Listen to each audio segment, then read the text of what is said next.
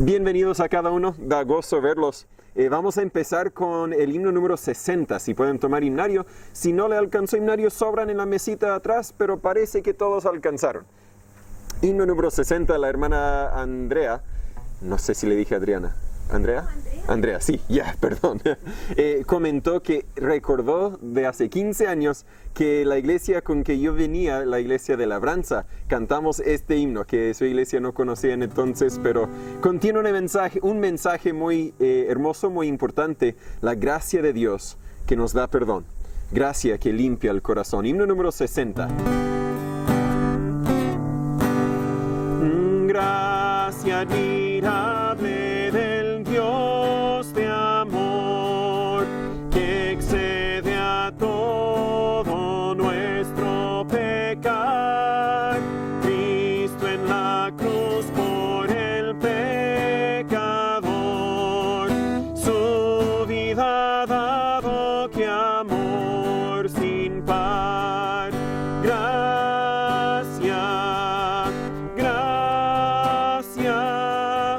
Gracia de Dios que nos da perdón.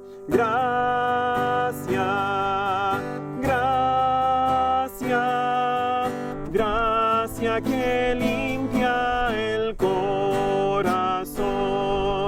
Negras las olas de la maldad me amenazaron con perdición. Pudo en la gracia de Dios hallar dulce refugio mi corazón. Gracia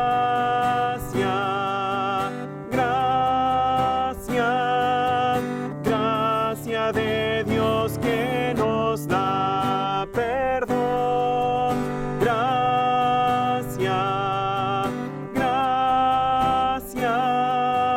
Gracia que limpia el corazón. Nunca tu mancha podrás limpiar, sino en la sangre del buen Jesús.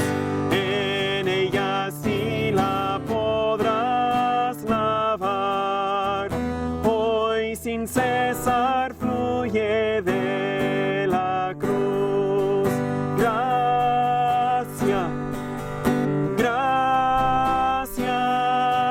Gracia de Dios que nos da perdón.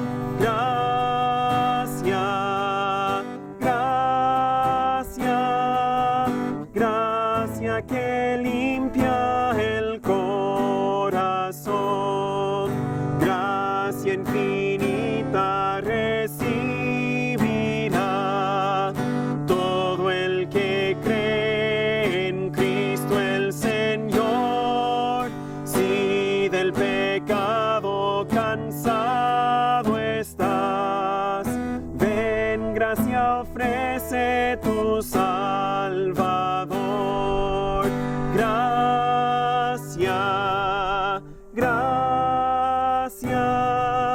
Gracia de Dios que nos da perdón.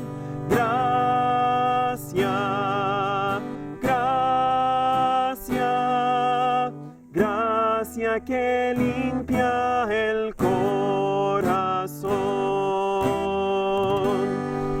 Romanos 3:24, la Biblia nos dice: justificados gratuitamente por su gracia, mediante la redención que es en Cristo Jesús. La vida eterna, la salvación, es caro, es precioso. A Cristo le costó la vida para conseguirnosla, pero para nosotros es ofrecida gratuitamente por la gracia de Dios.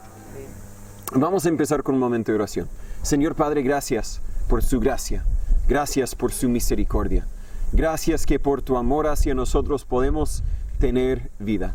Señor, mientras buscamos vivir esta vida que usted nos ha dado, ayúdanos a vivirla para tu honra y para tu gloria. Que todo lo que hagamos como individuos, como hijos suyos, pero todo lo que hagamos como iglesia, también sea para exaltar tu nombre, para contar a otros de su gracia, de su amor hacia nosotros. Guíanos, bendice este culto, en el nombre de Jesús se lo pedimos. Amén. Seguimos con el himno número 55. Himno número 55. Dice, muy pronto sí, Jesús vendrá. En un momento vamos a seguir nuestro estudio del libro de 1 de Timoteo, donde hemos visto el orden que Dios ha establecido para su iglesia. Entonces estaba pensando, claro, un día muy pronto Jesús viene. ¿Cómo nos encontrará? ¿Cómo encontrará a su iglesia? Da bueno pensar en eso. Himno número 55. Un día Cristo volverá. Es la promesa del Señor. Tal como fue, así vendrá. Y su pueblo ha de ver al Salvador. Muy pronto sí, Jesús vendrá, y alegre le verá su pueblo. Veladora del Rey vendrá, los suyos arrebatará. Los mensajeros del Señor anuncian que Jesús vendrá. Señales hay alrededor, Él vendrá y a los suyos llevará. Muy pronto sí, Jesús vendrá, y alegre le verá su pueblo. Veladora, el Rey vendrá, los suyos arrebatará. En busca de su grey vendrá, con toda gloria y honor. Sus hijos esperando están, y aclamarán con gozo a su Señor. Muy pronto sí, Jesús vendrá, y alegre le verá su pueblo. Veladora, el Rey vendrá, los suyos arrebatará. Oh, bienvenido Rey Jesús, tus hijos te esperan ya. Muy pronto han de ver la luz y gozar en tu presencia siempre allá.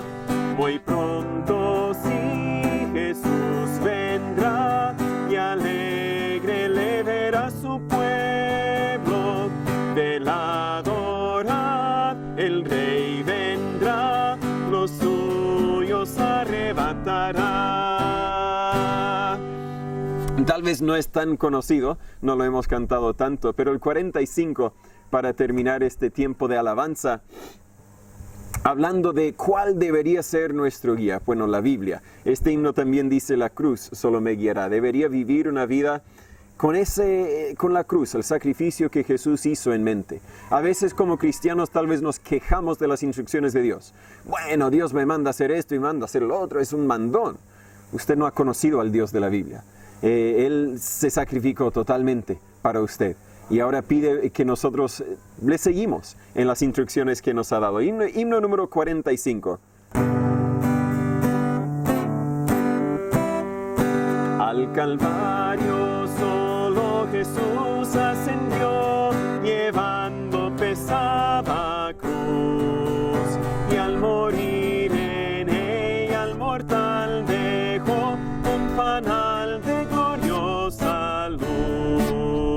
La cruz solo me guiará, la cruz solo me guiará a mi hogar de paz y eterno amor. La cruz solo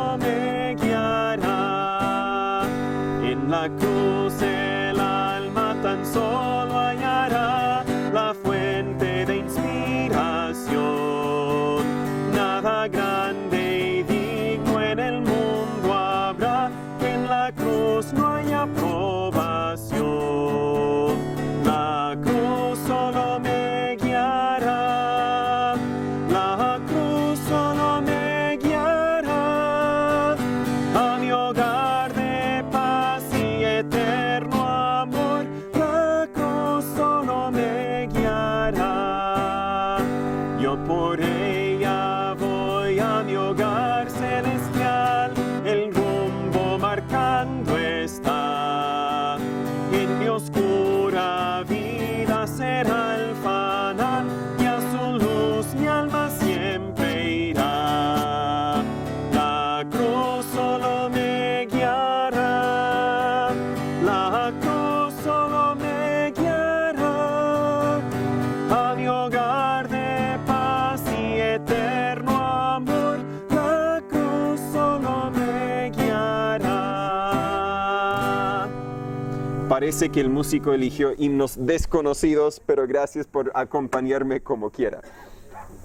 La cruz debería ser nuestro guía. Y leemos de la cruz, vemos a la cruz, no en imágenes reveladas, sino en la Biblia, la palabra de Dios revelada hacia nosotros. Les voy a invitar a tomar sus Biblias y buscar el libro de 1 de Timoteo capítulo 5. Si alguno no tiene Biblia y quiere usar una para la reunión, adentro de la mesita hay Biblias con tapa dura que siempre tenemos para el uso en la iglesia. Si uno necesita Biblia, como mencionamos en la mañana, tenemos forma de conseguirle una, así que hable conmigo terminando la reunión, por favor. Pero 1 de Timoteo capítulo 5.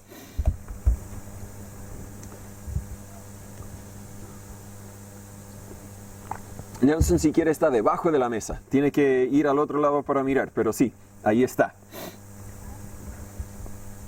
Debe estar. No sé, no tengo visión X-rayo, pero sí, ese es. 1 de Timoteo capítulo 5. Vamos a hablar en un momento acerca de ordenar la iglesia. Una de las responsabilidades principales de una iglesia es precisamente ministrar. Eso significa servir y ayudar a los miembros de la iglesia. Sin embargo, muchas veces resulta que algunos en la iglesia se sienten menospreciados. Tal vez usted ha estado ahí, donde se fue a una iglesia tal vez de visita y se sintió ignorado. O tal vez incluso era miembro de una iglesia y se sintió que el pastor no tenía mucho cuidado de usted. Sucede que uno se siente menospreciado, ignorado o tal vez incluso desatendido. Pero parece que eso es lo que sucedió en Hechos capítulo 6, donde leemos de la institución de los primeros diáconos. ¿Por qué? Porque las viudas necesitaban ayuda y los apóstoles, los pastores decían, bueno, no tenemos tiempo para eso porque tenemos que dedicarnos a la enseñanza, a la oración, al estudio de la palabra. Y por eso la iglesia decidió apuntar a diáconos para ayudar con el servicio y el ministerio de la iglesia en ese sentido. Y creo que como sucedió con la primera iglesia en Hechos capítulo 6, no nos debería sorprender si sucede con las iglesias hoy día también. Cabe destacar que es la responsabilidad de la iglesia cumplir con las necesidades de sus miembros. Si alguno en la iglesia tiene una necesidad, es nuestra responsabilidad buscar cómo podemos ayudar con esa responsabilidad. Tal vez no al 100%, pero lo que está a nuestro límite, lo que podemos, lo que está a nuestro alcance, más bien dicho. Sin embargo, muchas veces cae al pastor la responsabilidad de organizar el cumplimiento de esas responsabilidades. Por ejemplo, ahora mismo somos unas 6, 7, 8 familias que han expresado un deseo de formar parte de esta iglesia en unas semanas más. Yo tengo tiempo durante la semana para tal vez unos 3 o 4 estudios en casa. Y eso alcanza para las 6 a 8 familias, porque a veces podemos juntar varias y algunas familias les complica y dicen, no, pastor, no hay que visitar, yo simplemente nos vemos el día domingo. Pero, ¿qué tal si un día llegamos a ser 30 familias? Y yo no tengo cómo visitar a cada uno, yo no tengo cómo ministrar porque mi tiempo es limitado. Y ahí es donde la iglesia tiene que reconocer, tenemos que ayudar. Tenemos que no dejar todo para el pastor, pero también ayudar en las visitas, ayudar en comunicar con las necesidades de otros. Y yo sé que dentro de los que están aquí, algunos han sido buenos en llamar a otros. Oye, no le vimos en la iglesia el domingo, ¿qué pasó? Necesita ayuda y agradezco esa ayuda.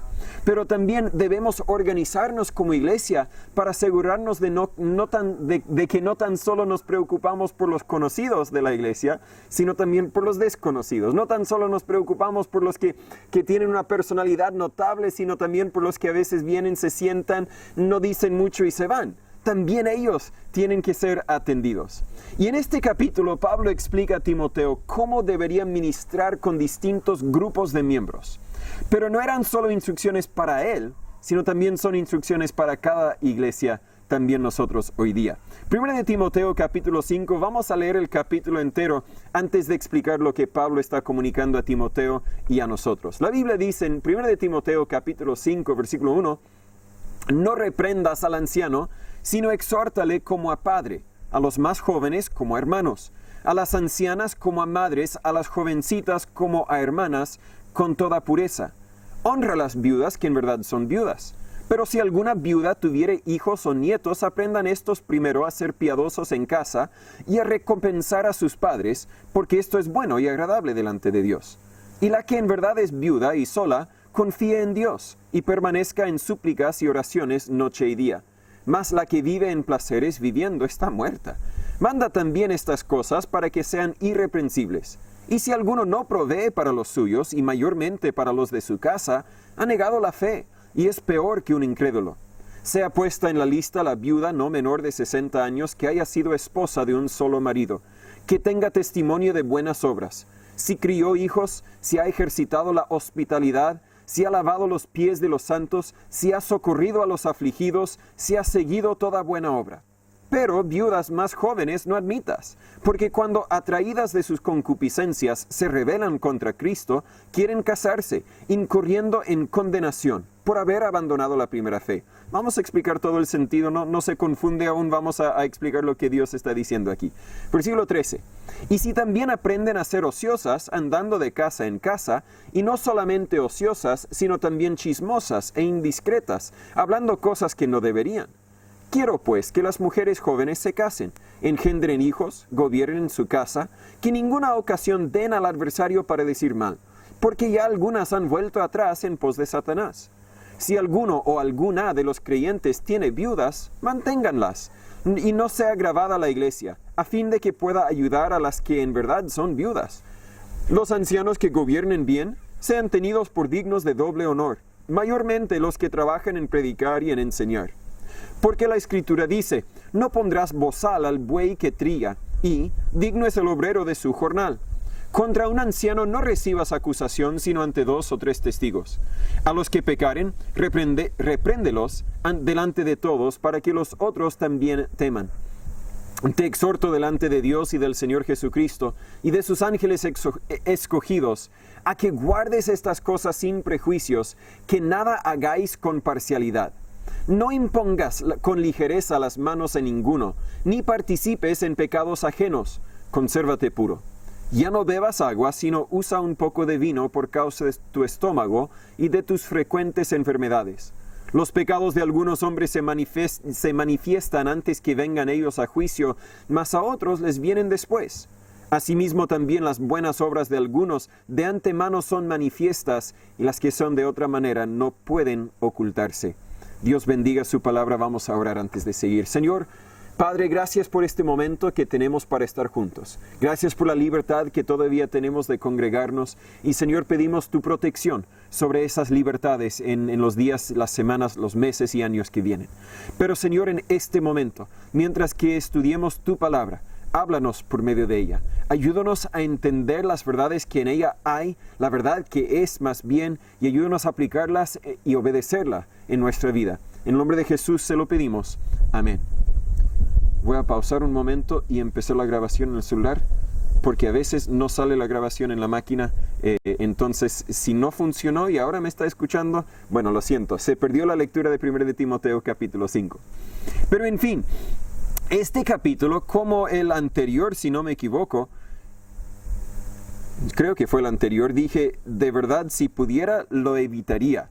De verdad no me gusta conversarlo porque no es fácil conversar temas que pueden, ¿cómo decir?, levantar reacciones emocionales dentro de nosotros.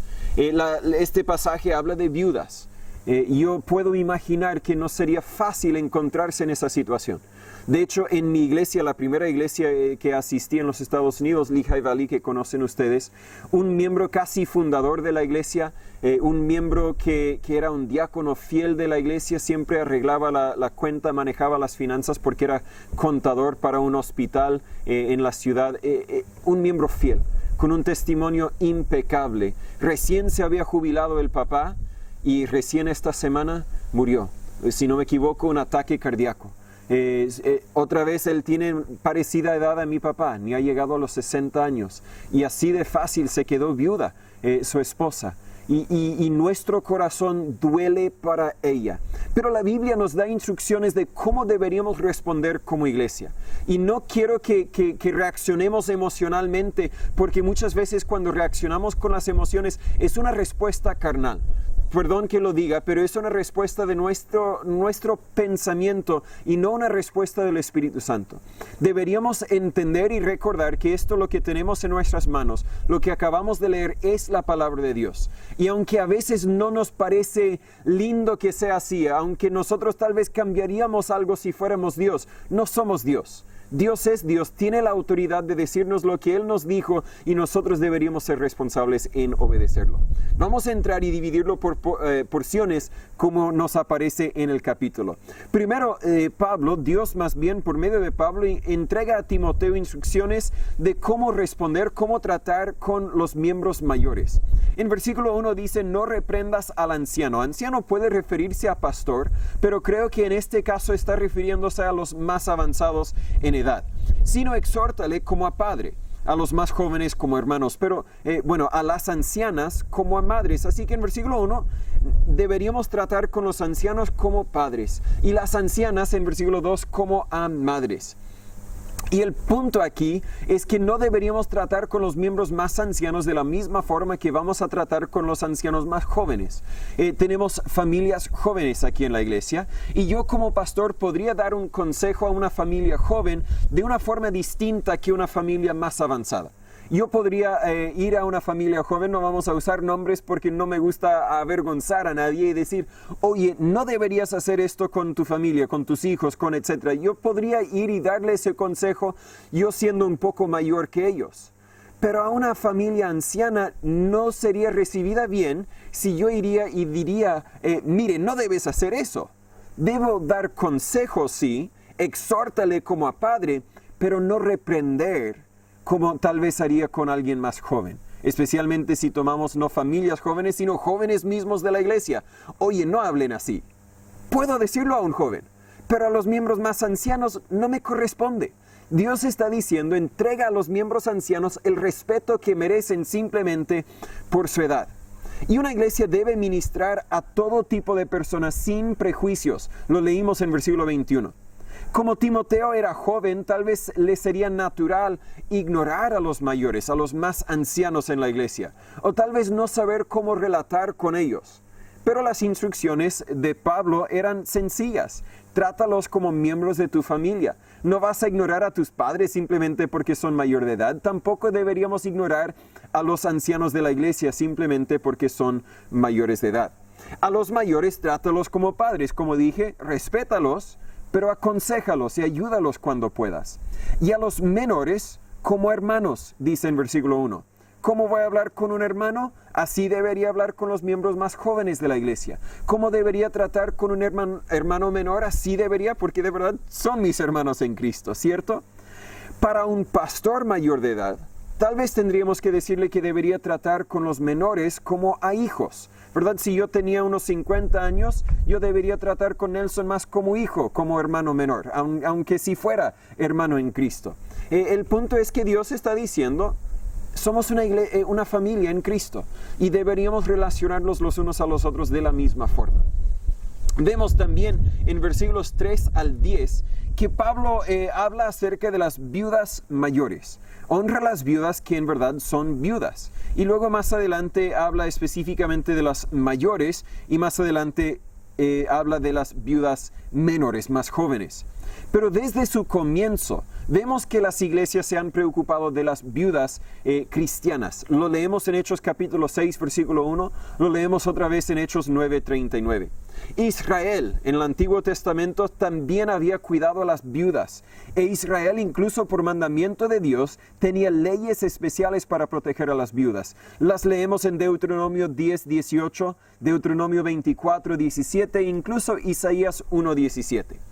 Y también vemos el cuidado que Dios tiene sobre las viudas. Por lo tanto, la iglesia, en cierto sentido como el brazo, la representación física de Dios aquí en la tierra hoy, debería también ejercer cuidado de las viudas, cuidar, encargarnos de sus necesidades. Tenemos miembros, familias mayores en la iglesia y siempre está en mi mente cómo vamos a ayudarlos si uno pasa y necesitan más apoyo porque ahora viven solos en cierto sentido. Pero sin embargo, la Biblia nos detalla, nos explica que no deberíamos malgastar nuestros recursos en las viudas que ya tienen recursos, que no tienen tantas necesidades. El ejemplo de la familia en la iglesia en los Estados Unidos, él por seguro, no lo sé, y la iglesia debería investigar, pero él por seguro tenía ahorros, porque era bien asalariado, tenía una casa hermosa, así que lo más probable es que ella no tiene necesidades financieras.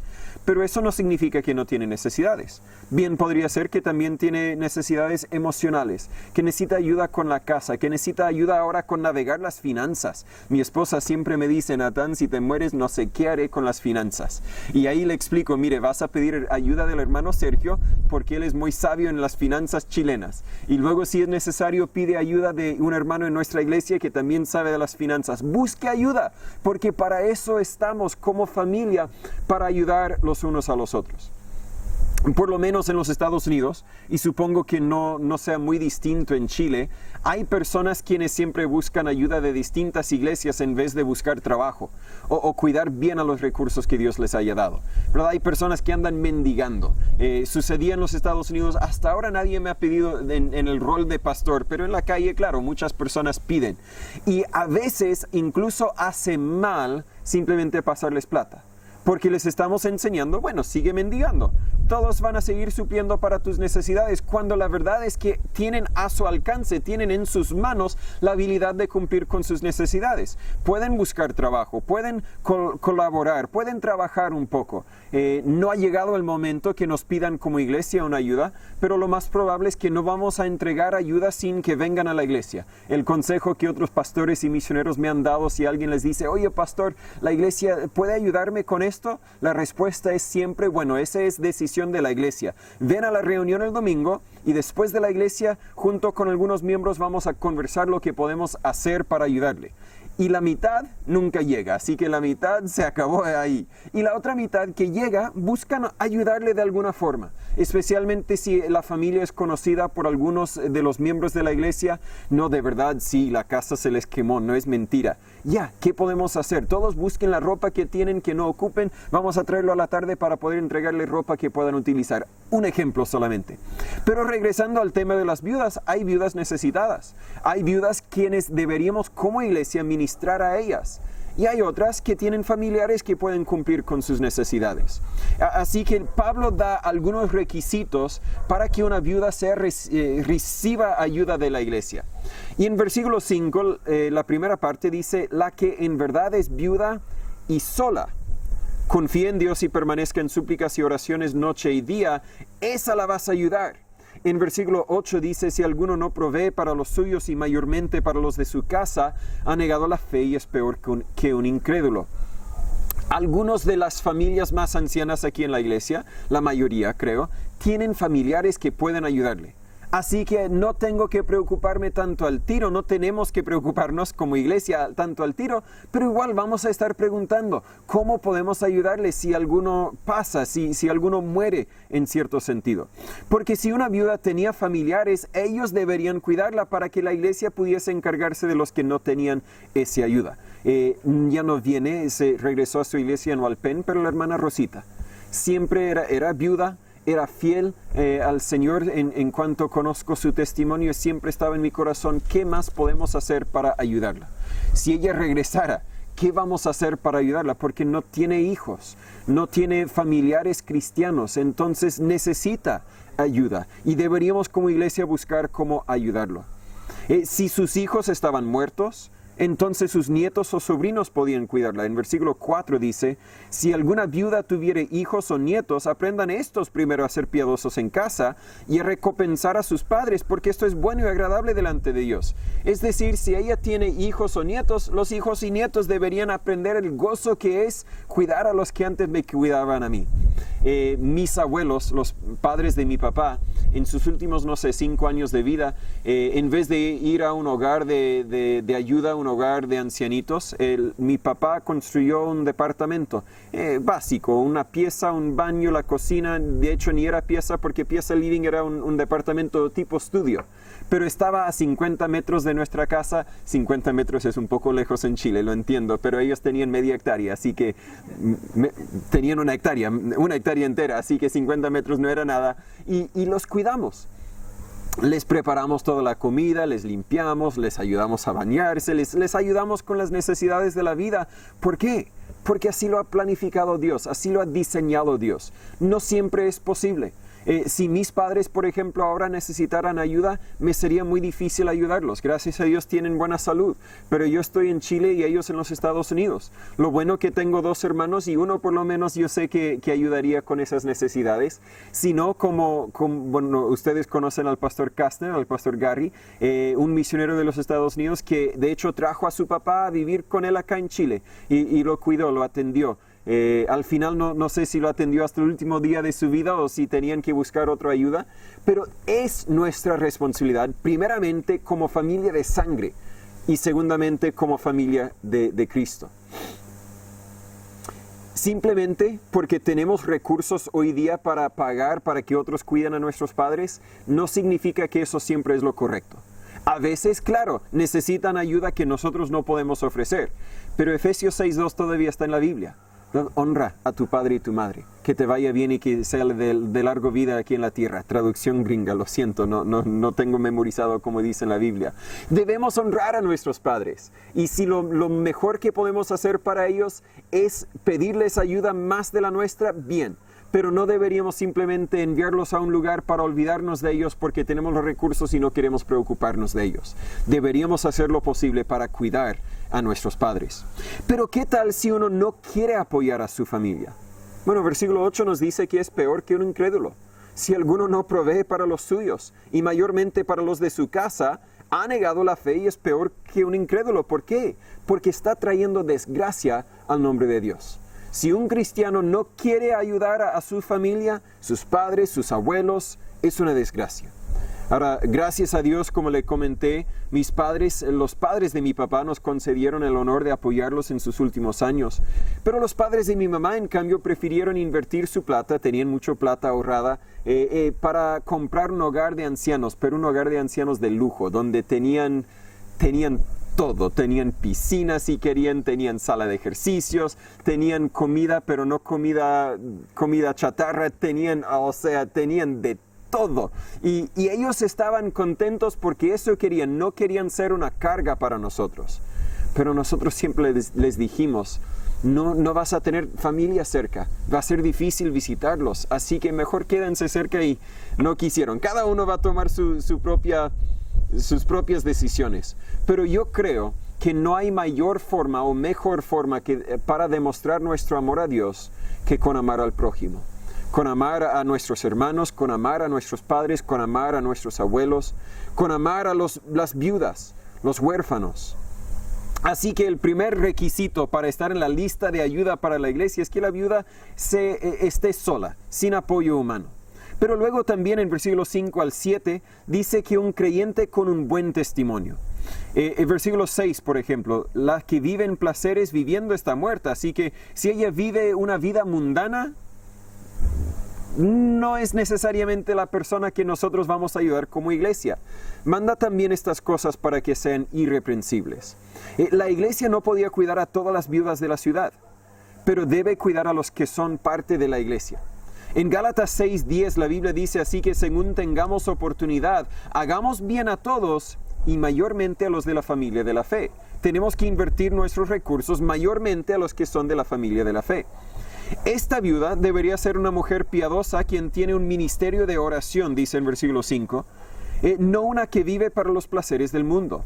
Lucas 2, 36 y 37 graba el testimonio de Ana, quien era una viuda fiel, una viuda dedicada al servicio de Dios. Ese tipo de viuda, y yo veo en la hermana Rosita también el tipo de viuda que merece porque ha vivido una vida digna del Señor. Un creyente con buen testimonio.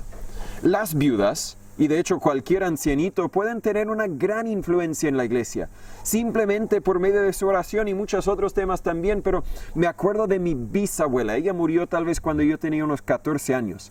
Ella sí vivía en un hogar de ancianos que no era de lujo, era con cosas básicas porque para eso tenía. Y sus hijos no tenían cómo cuidarla, pero una vez al mes, me acuerdo, hacíamos el viaje para visitarla, para cantar algunos himnos juntos, y ella siempre le preguntamos, ¿cómo te fue el día?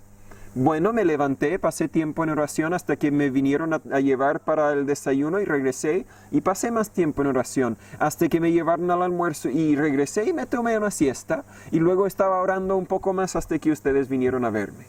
Ella oraba y oraba y oraba.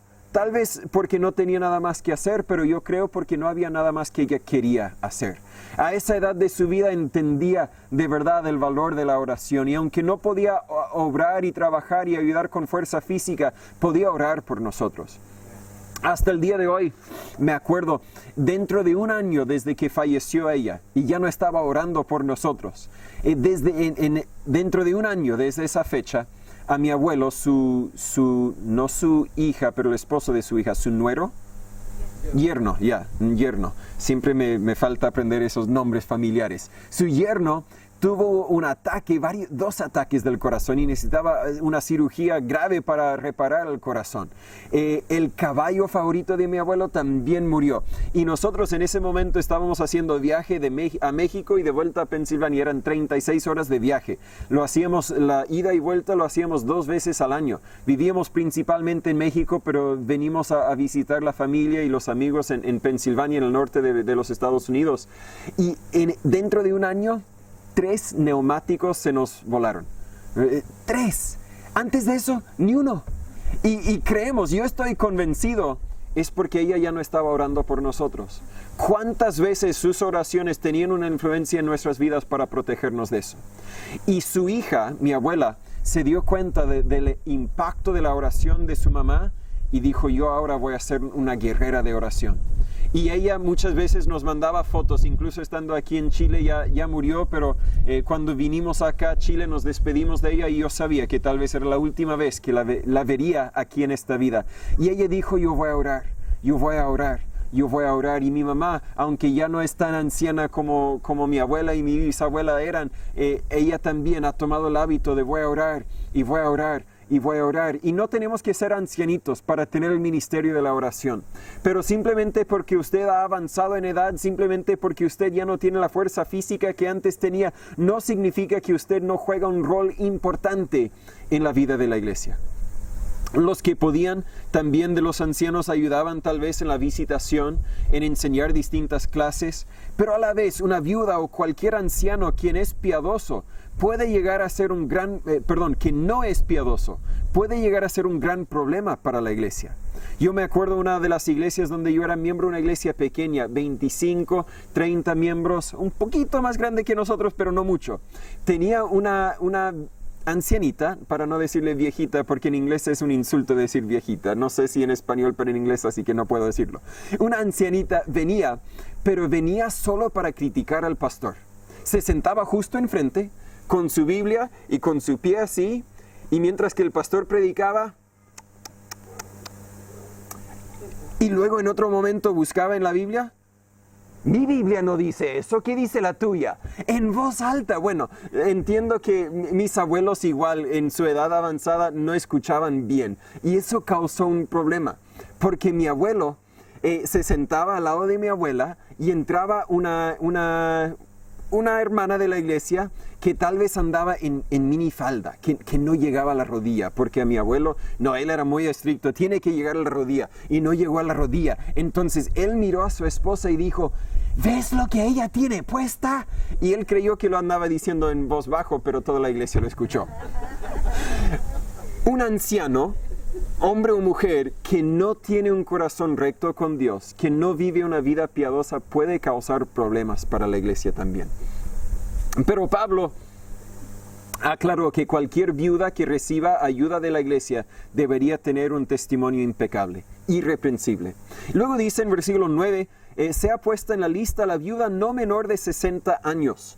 Típicamente una mujer de esa edad no volvería a casarse, aunque si 60 años tal vez no son mucho para hoy día tal vez tendríamos que cambiarle el número y decir 70 o 75, 80 años, porque 60 años para ellos ya estaba para entrar al hogar de ancianos, ya estaba con poca fuerza, poca salud, no tenían el cuidado que hoy día tenemos. Pero tal vez, tomando en cuenta el cambio de la sociedad, como digo, deberíamos cambiar ese número un poco. Pero observamos en versículo 9 que había una lista de estas viudas quienes recibían ayuda de la iglesia.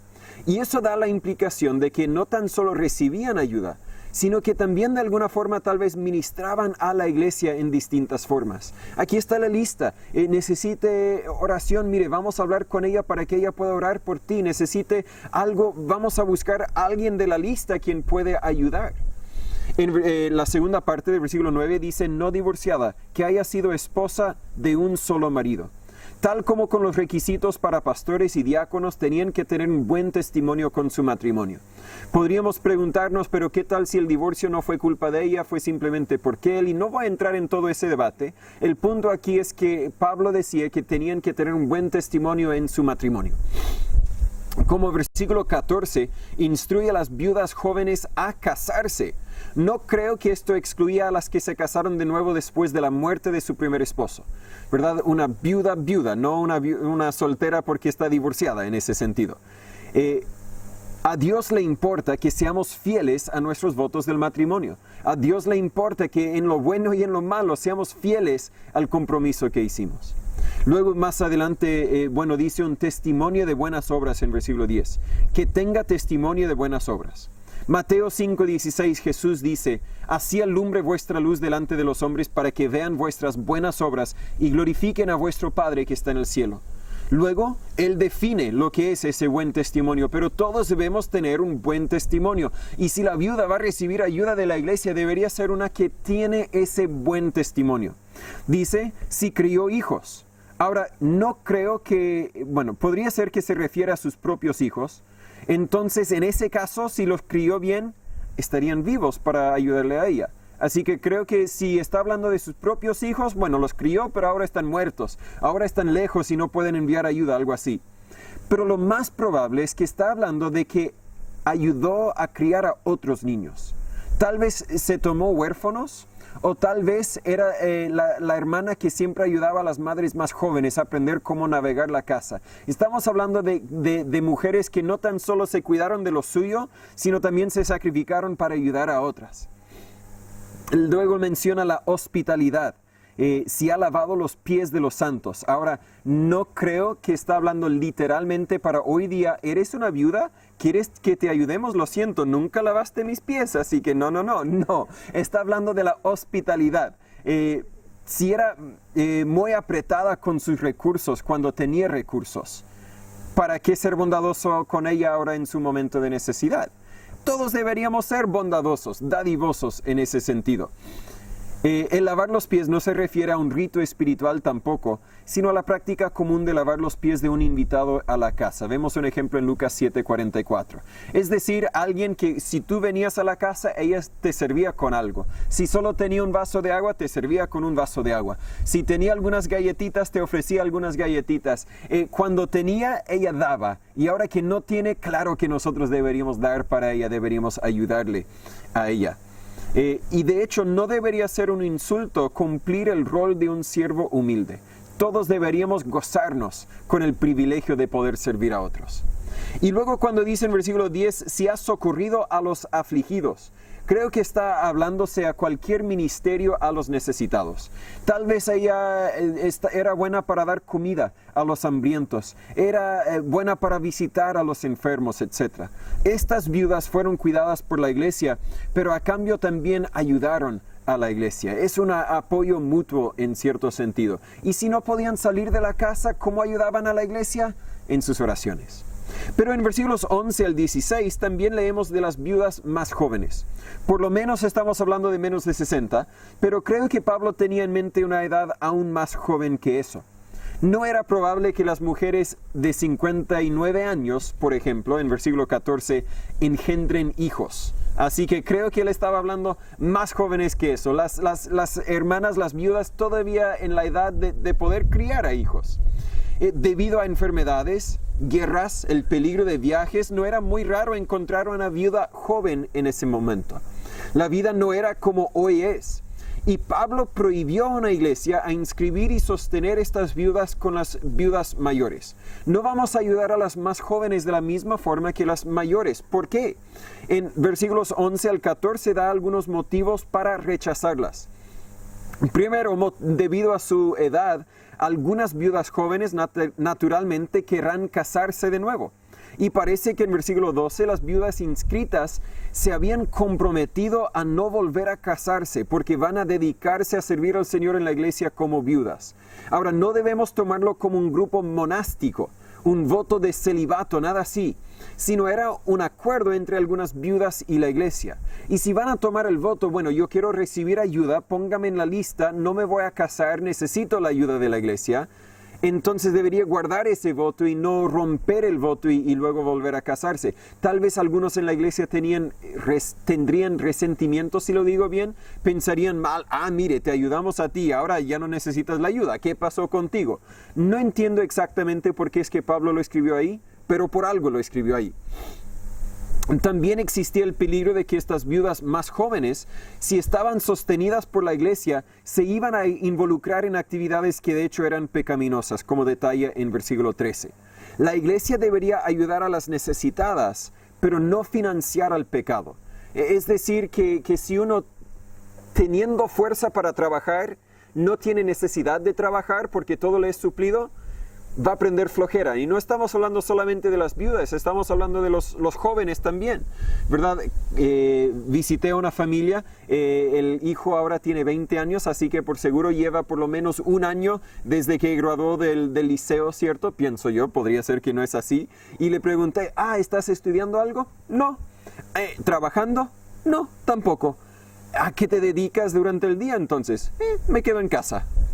Algo está mal ahí. No era mi lugar hablar con el papá y decirle, mire, algo está mal con tu hijo, está caminando por el camino incorrecto, pero si él tiene todas sus necesidades provistas, va a aprender que no tengo que trabajar, no tengo que hacer nada, no tengo que aportar. Mi papá me lo provee todo, así que yo me quedo aquí.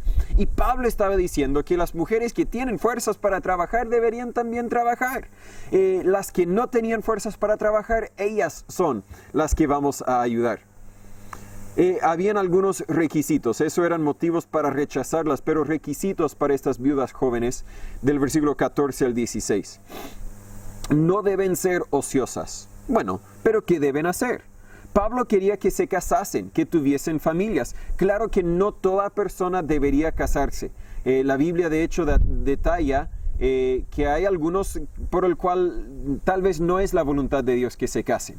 Pero sin embargo es lo natural para la mayoría de las personas quienes estaban casados y felices hasta que la muerte los separó, ¿verdad? Antes estaban casadas, felices, murió el esposo, lo más probable es que también van a poder estar casadas y felices con otro. Así que la recomendación de Pablo, busque la posibilidad de tal vez volver a casarse. No que estoy fuera de la voluntad de Dios porque no me he casado de nuevo, nada así. Pero lo más probable que para ellas van a encontrar gozo en otro esposo. Fueron fieles al primero, van a ser fieles al segundo. En cambio, cuando sucede un divorcio, tal vez no fueron fieles al primero. Y lo más probable, las estadísticas lo corroboran, lo demuestran, tampoco van a ser fieles al segundo. Creo que las estadísticas, no lo tengo exactas, pero creo que las estadísticas dicen que hoy día 1 de cada 2 matrimonios terminan en divorcio. Esto estamos hablando del mundo en general, pero si es el segundo o el tercero o el cuarto, 2 de cada 3 o 3 de cada 4, las estadísticas van aumentando. ¿Por qué? Porque no cambiaron los errores en el primer matrimonio y repitieron los errores en el segundo y el tercero y el cuarto. Me desvío del tema. Pero Pablo está diciendo lo más probable es que van a casarse. Así que lo primero que deberían hacer las más jóvenes, versículo 14, quiero pues que las mujeres jóvenes se casen, que engendren hijos, que gobiernen su casa, que ninguna ocasión den al adversario para decir mal. El primer mandamiento para la primera familia fue precisamente fructificad y multiplicaos en Génesis 1:28. Y ese es el resultado natural del matrimonio, aunque no de cada matrimonio. No quiero decir que un matrimonio peca si no tiene hijos. Hay distintos motivos por eso y por favor no me malentienda, no malentienda lo que Dios estaba diciendo ahí. Pero los que deciden no tener hijos, porque dicen, bueno, vivimos en tiempos difíciles, no entendían los tiempos en el que vivía Pablo. Esos eran tiempos difíciles y aún así Pablo decía, engendren hijos. En versículo 14, gobiernen su casa. Se refiere a manejar los temas del hogar. Y ese es lo que una esposa debería hacer. Su esposo también debería confiarla con eso. Proverbios 31 del 10 al 31 detalla la mujer virtuosa, quien gobierna su casa y el esposo le confía en eso. A veces yo quiero ser muy controlador, yo quiero estar con el dedo encima de todo lo que sucede en la casa. Y yo tengo que recordarme, no, Dios me dio una mujer capaz de gobernar la casa y yo tengo que encargarla y confiarla que va a cuidar con los temas que son de ella para cuidarlas bien. Sin duda el matrimonio es un equipo, no quiero decir que esto es solamente la responsabilidad de la esposa. Pero cada miembro de ese equipo, el esposo, la esposa, tiene su propia esfera de responsabilidad. Todas las responsabilidades pueden y deben ser compartidas entre ambos, pero hay algunos que son principalmente responsabilidad de uno, mientras que hay otros que son para el otro. Por ejemplo, pocos hombres estamos preparados o equipados para manejar los temas diarios de la casa. Y yo lo reconozco al tiro, que yo no tengo la paciencia que Cristín tiene con los niños. Yo puedo cuidar a los niños, sin duda, pero 1 hora, 2 horas, no, puedo un poco más que eso si sea necesario. Pero ella tiene paciencia con los niños. Dios le encargó, le dio eso. Y hay otros temas donde ella reconoce que tal vez yo soy más capaz en el hogar. Por lo tanto, no es incorrecto. De hecho, creo que es bueno, esposo y esposa, hablar cuáles son tus especialidades y cuáles son los míos. Y eso va a ser principalmente tu responsabilidad y esto será principalmente el mío. Pero Dios ha establecido, diseñado, no voy a decir que ha mandado, porque tal vez no siempre tiene que ser así, pero la mayoría del tiempo es así, que las mujeres están a cargo de gobernar la casa, de cuidarla. Versículos 14 y 15 que leímos ya aclaran que un hogar desordenado es una oportunidad para que Satanás destruya al hogar. La palabra ocasión es una palabra militar que se refiere a una base operacional. Y reconozco que hay circunstancias cuando la esposa tiene que trabajar fuera del hogar. Sin embargo, ese empleo, ese trabajo nunca debería destruir o quitar de su ministerio principal de gobernar la casa, ¿verdad? Porque dice en versículo 15, quiero pues que gobiernen su casa, que ninguna ocasión den al adversario para decir mal. No busques lo que el dinero puede comprar tanto que pierdes lo que el dinero no puede comprar. Espero que lo digo bien. No persigas tanto al dinero y las cosas que el dinero pueden conseguir que pierdes lo que el dinero no puede conseguir. Una familia que te ame a ti, que tú les amas a ellos y que ame a Dios. Versículo 16 luego enfatiza la importancia de que cada familia cuide sus propios miembros. Pablo no dijo cómo deberían ser mantenidos. Tal vez con plata, tal vez con un espacio donde vivir, tal vez con ayuda en el hogar, etc. Porque la necesidad de cada uno va a ser distinto a base de la necesidad. Apliquemos ese principio a nuestras vidas hoy. Sin duda debemos honrar a nuestros padres, como dije antes. Debemos proveer para sus necesidades. Algunas familias cristianas no pueden invitar a otro miembro a vivir con ellos. Y algunas viudas incluso no quieren vivir con ellos. Así que no es que la única forma de cuidar para las viudas es que vengan a vivir en su casa. No. Debemos examinar la necesidad, la oportunidad. A veces algunas tienen necesidades especiales que requieren la atención de un hogar donde hay personas entrenadas y calificadas para cumplir con esas necesidades. Pero cada familia tiene que llegar a sus propias conclusiones. Lo importante es que en todo eso demostremos amor y cuidado a los necesitados, especialmente nuestros familiares. Pero también vemos instrucciones de cómo tratar con los líderes de la iglesia en versículos 17 al 25. El resto, de hecho, de este capítulo trata precisamente ese tema. No tan solo los ancianos o los pastores. Aunque está hablando principalmente de ellos, los principios son relevantes para cualquier siervo de una iglesia. Parece que Timoteo tenía algunos problemas con los otros ancianos de la iglesia en Éfeso. Timoteo era joven todavía, tenía mucho que aprender. Además, sus responsabilidades como pastor de la iglesia en Éfeso sin duda eran enormes, eran estresantes. Y tal vez por eso Pablo le dio el consejo de tomar vino para su estómago en versículo 23. Ahora, Pablo aconsejó a Timoteo con su relación con los ancianos al mencionar 3 temas. Primero, en versículos 17 y 18, debemos pagar a los ancianos. Los ancianos que gobiernan bien sean tenidos por dignos de doble honor, mayormente los que trabajan en predicar y en enseñar. Porque la Escritura dice, no pondrás bozal al buey que trilla, y digno es el obrero de su jornal. Las iglesias de los primeros siglos casi siempre tenían a varios siervos o pastores. Estaban totalmente dedicados a la obra, no tenían otro empleo en ese sentido, y por lo tanto necesitaban apoyo financiero de la iglesia. Muchas de las iglesias pequeñas hoy día no pueden pagar un sueldo completo al pastor. Y de consecuencia también tienen que dedicarse a otra cosa. No quiero que pensemos que es malo para que un pastor trabaje un trabajo secular. De hecho, puede ser una ventaja. Pero había 2 tipos de pastores en la iglesia. Pastores gobernadores, quienes supervisaron la obra y la salud de la iglesia. Pastores tal vez que visitaban más que predicar del púlpito. Y luego pastores maestros, quienes enseñaron de la Biblia. Cada iglesia necesita de ambos tipos, según el Espíritu haya repartido los dones. La iglesia debería estar organizada y debería utilizar bien los recursos financieros que tiene. Pero sin pastores maestros, tendremos una organización bien organizada que no logra nada, porque es la enseñanza de la palabra de Dios la que nos instruye, la que nos edifica en nuestras vidas espirituales. La iglesia crece por medio de la palabra de Dios en Efesios 4:11. Cada iglesia tiene que ser alimentada. Cada creyente tiene que ser alimentada, apoyado, lavado, fortalecido por la palabra. Y Pablo dijo que cada pastor merece un sueldo adecuado a base de sus responsabilidades. Citó la ley del Antiguo Testamento para enfatizar su punto. Primero cita a Deuteronomio 25:4, pero luego citó a Jesús en Lucas 10, versículo 7, donde Jesús dijo, «Y posad en aquella misma casa, comiendo y bebiendo lo que os dieren, porque el obrero digno es de su salario. No os paséis de casa en casa». Él está diciendo, el pastor no debería mendigar, no debería tocarla, oye, por favor, una ofrenda, es que no tengo. No, eso es una desgracia. La iglesia debería cuidar a sus pastores. Y si no tiene las finanzas para cuidarlos, no hace mal, ¿verdad? Decirles, mire, no podemos pagarle un sueldo completo, así que entendemos que usted tal vez necesite buscar un empleo secular también. Y en ese caso, no debería demandar, oye, ¿por qué no contestó el teléfono? Bueno, es que estaba trabajando.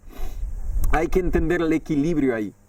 Si el pastor es fiel en alimentar y liderar a la iglesia debería ser fiel en pagarle con doble honor. Un sueldo no mínimo, un sueldo generoso. Dios siempre ha provisto que sus siervos sean pagadas por sus iglesias y dice que bendecirá a las iglesias que son fieles a sus siervos. La iglesia tendría un mal testimonio si no cumple con las necesidades de su pastor. Pero a la vez, cabe destacar que un pastor nunca debería ministrar solo para ganar plata. Lo vimos anteriormente en capítulo 3, versículo 3, en los requisitos del pastor, no codicioso de ganancias deshonestas, y luego dice ajeno de avaricia. Si el pastor dice, bueno, falta plata esta semana, así que no sé, vamos a tener que cortar los sueldos de todos los demás, pero el mío no lo pueden cortar. Algo está mal. Un pastor debería reconocer que si falta plata, tal vez hay que cortar todo un poco. Si es necesario, el pastor siempre debería estar dispuesto a buscar un empleo secular, aun si es algo temporal, algún trabajo informal en cierto sentido. ¿Por qué? Porque lo principal es servir, lo principal no es recibir. Nunca deberían negociar, y lamentablemente sucede mucho en los Estados Unidos, negociar un contrato con una iglesia. O postular a vacantes en iglesias mayores porque ahí me pueden pagar mejor. Esa no es la voluntad de Dios. La voluntad de Dios es que sirvamos y Él va a suplir con nuestras necesidades. Luego la disciplina de los ancianos en versículos 19 al 21. Contra un anciano no recibas acusación sino ante 2 o 3 testigos. La disciplina en una iglesia suele ocupar uno de 2 extremos. O no hay disciplina en la iglesia y la iglesia se ahoga en desobediencia y pecado y desorden. O los oficiales de la iglesia se convierten en policías quienes buscan acusar a cualquier persona por cualquier motivo. Dos extremos, sin disciplina, con demasiada disciplina. Lo hemos hablado antes en hablar de nuestra Constitución, pero el motivo de la disciplina siempre es restaurarlo. Siempre es alejarlo del pecado, alejar el pecado de su vida y restaurarlo a una relación correcta con la iglesia y con el Señor.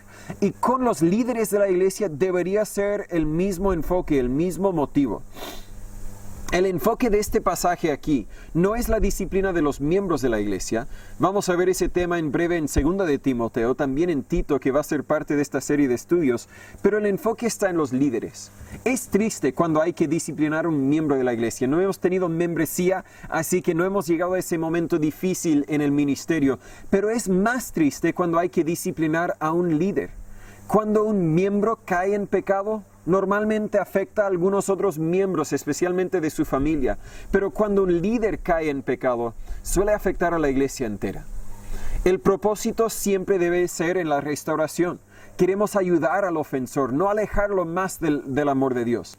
Gálatas 6, versículo 1 dice: hermanos, si alguno fuere tomado en alguna falta, vosotros que sois espirituales, restaurad al tal en espíritu de mansedumbre, considerándote a ti mismo, no sea que tú también seas tentados. No dice, si alguno fuera hallado en falta, córtalo, échalo de la iglesia. No, más adelante sí hay instrucciones para alejarnos del cristiano no arrepentido. Pero deberíamos confrontarlo con su pecado y esperar que haya arrepentimiento. Y si no hay arrepentimiento, debemos alejarnos un poco de él para que entienda que sus acciones tienen consecuencias, para que tal vez la disciplina de la iglesia puede traerlo al arrepentimiento. Cuando hablo de disciplina de la iglesia, no me malentienda. No estoy hablando de disciplinar a miembros de la iglesia de la misma forma que disciplinó a mis hijos. No vamos a llamar a un miembro de la iglesia al frente para darle nalgadas. No estamos hablando de eso. Pero vamos a ver el detalle en temas espirituales, no en temas físicos. Por favor, no tenga la idea falsa. En versículo 19, el primer consejo para Timoteo es asegurarse de los hechos, y una forma de lograr eso es con testigos. Es un principio que se repite en Deuteronomio 19:15, Mateo 18:16 y 2 de Corintios 13:1. Pero creo que hay dos principios metidos en uno. Primero, cuando uno acusa a un pastor, debería poder apoyar a su acusación con testigos. Si no hay testigos, tal vez de nada sirve acusar a un pastor de forma pública, por lo menos. Si el pastor te ha ofendido, habla con él personalmente, sin duda. Y esa es la segunda aplicación, que cuando uno acusa al pastor, debería tener testigos consigo. Mateo 18:16, Jesús dice: mas si no te oyere después de hablar con un hermano quien te ofendió, toma aún contigo 1 o 2, para que en boca de 2 o 3 testigos conste toda palabra. Por eso es que cuando hemos hablado con el ocupante de la propiedad tomada, siempre quiero tomar a alguien conmigo para que haya un testigo. También necesito seguridad por si Juan cumple con algunas de las amenazas que haya dado. Pero principalmente para tener un testigo. El gatito no cuenta para el aforo, ¿eh? Pero a la vez he observado que algunas iglesias han llevado el versículo 19 al extremo. Y dicen, bueno, tenemos una acusación de que el pastor ha abusado de algún miembro de la iglesia. Típicamente un joven, un adolescente, incluso un niño. Pero como no hay 2 o 3 testigos, no vamos a escuchar la acusación y el pastor va a seguir adelante en el ministerio. Por favor, consideremos bien todo lo que la Biblia dice, no solamente lo que este versículo dice. Aunque tal vez no haya evidencia de un abuso, donde hay humo, hay fuego. Y deberíamos examinar el testimonio del pastor en ese caso. Si sabemos que el pastor tiene un testimonio intachable y irreprochable, no estoy inventando palabras, pero me entienden, entonces tal vez diríamos, no, yo creo que eso no es posible. El pastor nunca se encuentra solo con otra persona que no sea miembro de su familia. El pastor siempre cuida su testimonio, imposible. En cambio, si escuchamos la acusación y aunque no haya evidencia, decimos, oh, siempre lo sospechaba. Simplemente de la forma con que se porta con las hermanitas, de algo siempre lo sospechaba. Aunque no haya evidencia, aunque no será encarcelado porque no haya evidencia, Si volvemos a ver los requisitos de un pastor en capítulo 3, versículo 2, la Biblia dice, es necesario que el obispo sea primero irreprensible, y ya no es irreprensible. Espero que explico bien la idea, porque he escuchado de varios que han sido abusados por pastores, llevaron la acusación a sus padres, los padres tal vez no hicieron nada y eso es una tragedia, o tal vez lo llevaron a los líderes de la iglesia y los líderes de la iglesia dijeron no hay 2 o 3 testigos, así que olvídate. El pastor abusivo siendo adulto se va a asegurar de que no haya testigos. Nunca van a haber 2 o 3 testigos. Pero estamos hablando de que perdió su testimonio y por lo tanto ya no debería ser pastor. Espero que explico bien ese punto porque he visto familias, he visto iglesias destruidas por mal entender lo que Pablo está diciendo aquí en versículo 19. El segundo consejo que dio es que todo se haga en público en vez de secreto. Dice en versículo 20, a los que pecaren, repréndelos delante de todos para que los otros también teman. Cuando un pastor es culpable, debe ser reprendido frente a todos. Claro que debería tener la oportunidad de arrepentirse, debe ser perdonado si se arrepiente. Lo vemos en 2 Corintios 2, 6 al 11. Y una vez perdonado, nunca debería ser mencionado más la ofensa. Sin embargo, algunas ofensas cuando son perdonadas lo descualifican por ahora ser irreprensible. Surgió el debate, ¿qué tal un abusador de niños? Bueno, debemos perdonarlo y deberíamos restaurarlo a ser pastor. No, ya no es irreprensible. El testimonio que tiene en la iglesia, en la comunidad, yo por lo menos jamás iría a esa iglesia porque jamás voy a dejar que mis niños estén bajo su liderazgo espiritual. Aunque lo perdono. Aunque nunca más voy a mencionar la ofensa porque sucedió en el pasado, no lo voy a confiar como pastor. Y espero que tengamos eso claro. El pastor tiene que tener un testimonio decoroso, ¿verdad? Tiene que cumplir con los requisitos de la Biblia. El tercer consejo es que debería hacer caso a la palabra de Dios, a pesar de sus sentimientos personales. Versículo 21, te exhorto delante de Dios y del Señor Jesucristo y de sus ángeles escogidos. Esto es importante, a que guardes estas cosas sin prejuicios, que nada hagáis con parcialidad. Yo puedo imaginar el día que un hermano muy querido, un hermano tal vez de los fundadores de la iglesia llega a pecar y yo no quiero decir nada porque es un hermano muy querido. Tengo que operar sin prejuicio. Tengo que hacer, aunque me duele, aunque no me guste, tengo que hacer lo que Dios me ha mandado hacer. Y luego vemos por último en versículos 22 al 25, instrucciones acerca de seleccionar y ordenar a los ancianos. Solo Dios conoce el corazón. Hechos 1:24 tal vez nos dice esa verdad. Pero la iglesia necesita la ayuda de Dios en discernir los corazones y elegir sus líderes. Es peligroso colocar a un cristiano nuevo en una posición de responsabilidad espiritual. Por eso dice, no impongas con ligereza las manos a ninguno. Está hablando de imponer las manos para ponerlo como pastor. Ni participes en pecados ajenos, consérvate puro. ¿Por qué? Porque al poner uno que no corresponde en la posición del pastor, estás participando con la destrucción de la iglesia en cierto sentido. Los pecados de algunos, luego dice en versículo 24, son muy públicos, mientras que los de otros son más ocultos, aunque sus pecados los persigan. Es decir, que algunos, vemos sus pecados porque hay un registro criminal, ¿verdad? Podemos pedir los antecedentes y no. Tú no vas a ser pastor, aunque hablas bien, aunque conoces mucho, pero otro viene y habla bien y tiene el currículum y wow, mírelo a él. Y desconocemos que cuando se cierran las puertas de su casa, él grita, golpea a su esposa, etc. Solo para dar un ejemplo. Los pecados de algunos son más ocultos, no lo vemos al tiro, pero ya lo pusimos como pastor, ahora ¿qué haremos? Cabe destacar que la práctica de las iglesias en el Nuevo Testamento, cuando buscaban un pastor, no pedían currículo de afuera, elegían dentro de la iglesia. ¿Por qué? Porque conocían el testimonio de los que estaban dentro de la iglesia. Y eso, más de lo que sabes, más de qué tanta experiencia tienes, importa tu carácter. Y conocemos el carácter porque has sido parte de la iglesia. Pero en otras palabras, la iglesia debería investigar de una forma cuidadosa a las vidas de sus líderes potenciales para asegurarse de que no haya nada que los descalifique. Ningún pastor ni miembro es perfecto, es cierto, pero debemos vivir vidas que demuestran que anhelamos ser lo que Dios quiere que seamos. Para terminar, cada iglesia necesita estar ordenada.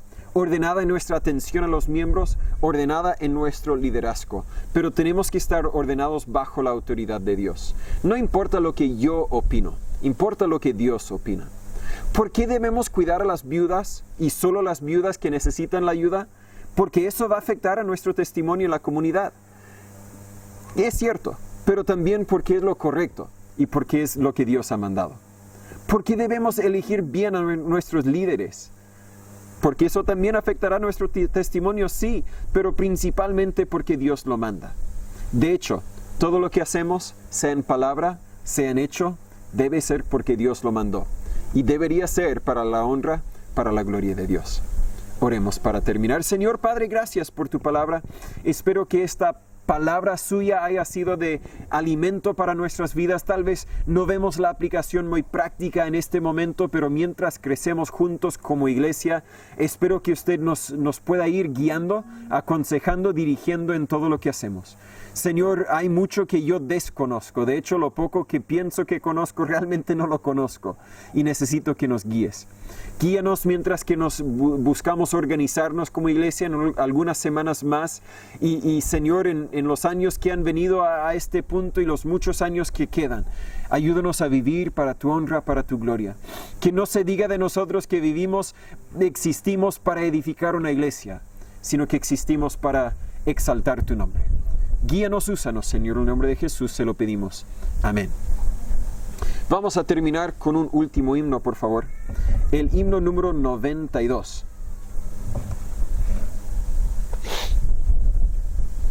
A veces, cuando hay visitas, gente que no es de la iglesia, no sé cómo predicar, si desviarme del tema o no, pero digo, bueno, Dios me dio este tema, voy a predicarlo, espero que haya sido de alguna forma de ayuda.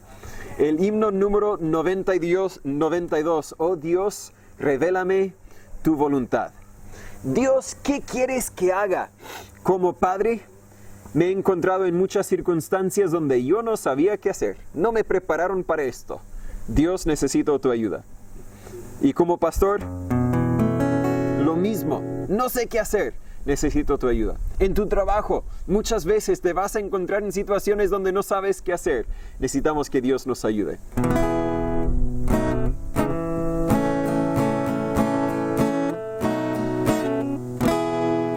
Oh Dios, revélame tu voluntad.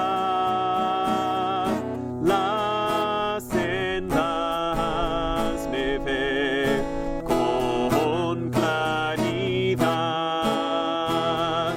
por donde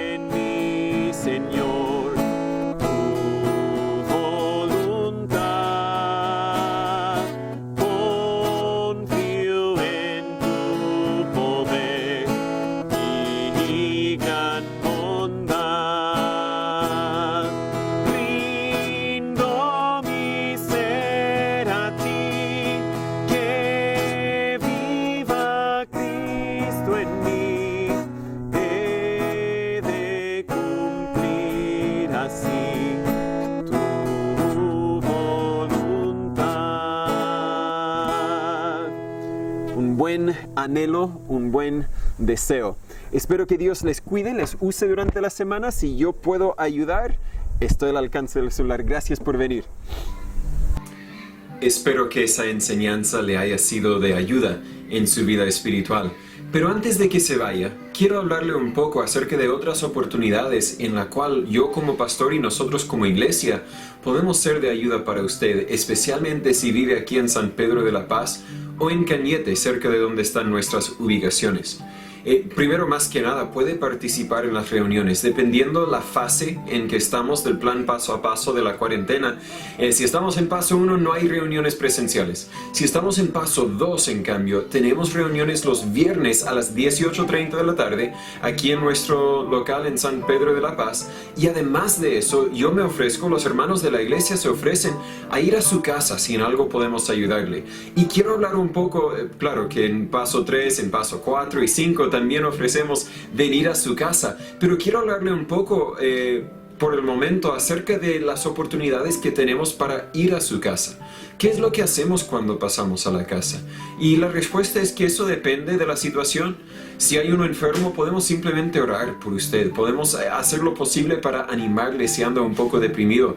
Pero si quiere un estudio más profundo, si tiene mucho hambre de aprender la palabra de Dios, le invitamos a un estudio personalizado allí en su casa. Tenemos un estudio que se llama Firmes en la Fe. Este es el segundo van a ser 5 libros en total, pero solamente hay 2 hasta el momento, que hemos producido, donde usted puede estudiar la Biblia por sí solo o también con la ayuda de un hermano de la iglesia, un hermano mayor. Viene con detalles muy sencillos para que usted pueda leerlo, para que usted pueda llenar los espacios y así en su tiempo libre que pueda tener en la casa, puede conocer un poco más de la palabra de Dios. Si usted tiene alguna pregunta en específico, hágamelo saber para que yo pueda también ayudar a contestar esa pregunta. Y si tal vez está teniendo dificultades en su familia, en su matrimonio, con los hijos, si sufre de ansiedad o de alguna dificultad, la respuesta siempre es Dios. Y la respuesta siempre la podemos encontrar en la palabra de Dios. Así que sería un placer, un honor mío, de verdad, si usted me diera la oportunidad de contarle, de mostrarle por medio de la palabra de Dios cómo es que usted puede encontrar las respuestas que usted busca. Mis datos están aquí en la pantalla, solo hay que escribirnos un mensaje, llamarnos, en lo posible le ayudaremos. Muchas gracias.